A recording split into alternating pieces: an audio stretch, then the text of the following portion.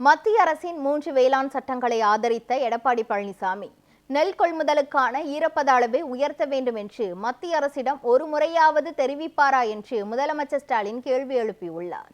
இது தொடர்பாக அவர் தனது எக்ஸ் பக்கத்தில் வெளியிட்டுள்ள பதிவில் நெல்லின் ஈரப்பதத்தை 22 விழுக்காடாக உயர்த்த வேண்டும் என்பது உள்ளிட்ட கோரிக்கைகளை முன்வைத்து பிரதமருக்கு கடிதம் எழுதியதாகவும், ஆனால் அந்த கோரிக்கையை மத்திய அரசு நிராகரித்து விட்டதாகவும் கூறியுள்ளார்.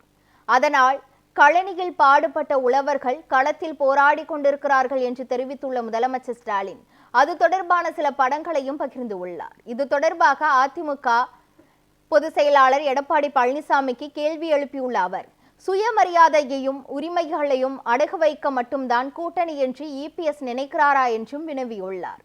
கூட்டணி அமைத்தால் அதனால் தமிழகத்துக்கு நன்மைகளை பெற்றுத்தர வேண்டும் என்றும் முதலமைச்சர் ஸ்டாலின் கூறியுள்ளார். 3 வேளாண் சட்டங்களை ஆதரித்த எடப்பாடி பழனிசாமி ஒரு முறையாவது உழவர்களின் கோரிக்கைகளை கேட்க சொல்லியாவது சொல்வாரா என்றும் கேள்வி எழுப்பியுள்ளார். உழவர் நலன் காக்க தமிழகம் ஒற்றுமையாக குரல் கொடுக்க வேண்டும் என்பதால் தான் இத்தனையும் கேட்பதாக முதலமைச்சர் ஸ்டாலின் தெரிவித்துள்ளார்.